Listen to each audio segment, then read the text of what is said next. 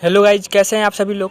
तो यार टॉपिक कई सारे हैं बात करने के लिए, जैसे कि कौन कौन सी स्टेट बोर्ड ने अपनी एग्जामिनेशन कैंसिल कर दी है, एग्जामिनेशन कैंसिल कर दी है, रिजल्ट्स कैसे आएगा, कब आएगा, किस बेसिस पे आएगा, और साथ ही जो जिनका पिछले साल कंपार्ट लगा था, बैक लगा था, या फिर जो लोग प्राइवेट वाले हैं उनका क्या होगा, वो लोग प्रमोट होंगे कि नहीं।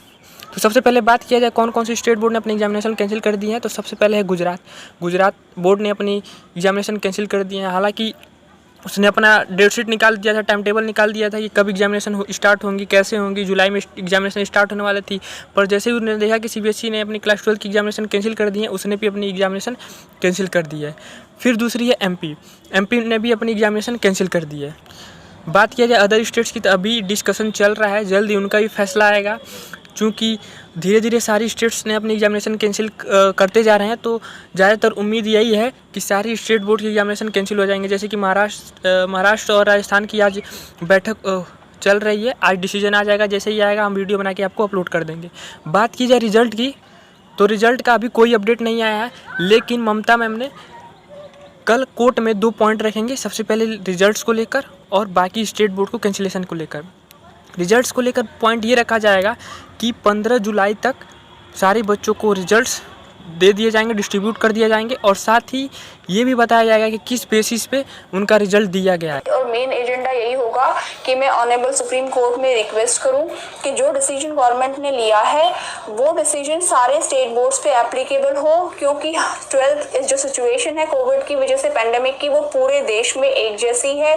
हम लोग स्टेट बोर्ड के बच्चों में और सीबीएसई के जो है बच्चों में कोई डिस्क्रिमिनेशन नहीं कर सकते हैं। तो डिसीजन वहाँ उनके जो है एग्जामिनेशंस को भी कैंसिल करके जितना जल्दी रिजल्ट डिक्लेयर कर सकते हैं वो किया जाए। दूसरी चीज़ कि गवर्नमेंट ने बोला है कि एक वेल डिफाइंड ऑब्जेक्टिव मैथडोलॉजी से एक स्पेसिफिक टाइम में वो रिजल्ट डिक्लेयर करेंगे, लेकिन कोई डेट नहीं दी है। तो सबसे बड़ा प्रॉब्लम यही है कि डेट देनी बहुत ज़रूरी है। तो यही मैं सुप्रीम कोर्ट में 2 चीज़ों के लिए रिक्वेस्ट करने वाली हूँ कि हमारी 2 बहुत जेन्युइन डिमांड है।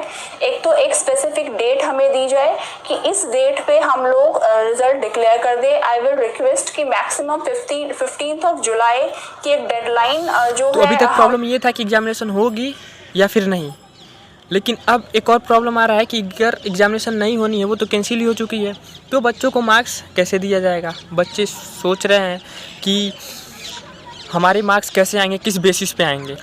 तो वो सीबीएसई जल्द ही क्लियर कर देगी, क्योंकि इस पर भी बातचीत चल ही रहा है। अब बात करते हैं कि जिनका पिछले साल कंपार्ट लगा था उनका क्या होगा, या फिर जो प्राइवेट भर रहे थे उनका क्या होगा। तो अभी इनको लेकर कोई भी अपडेट नहीं आया है, कोई भी न्यूज़ नहीं आया है, लेकिन बात ये है कि इनको भी प्रमोट किया जाएगा। किस बेसिस पे ये अभी नहीं बताया गया है। प्रमोट होंगे या तो कोई इंटरनल असाइनमेंट होगा, या फिर जो भी होगा वो जल्दी बताया दिया जाएगा, लेकिन इनका साल वेस्ट नहीं जाएगा, इनको भी प्रमोट किया जाएगा।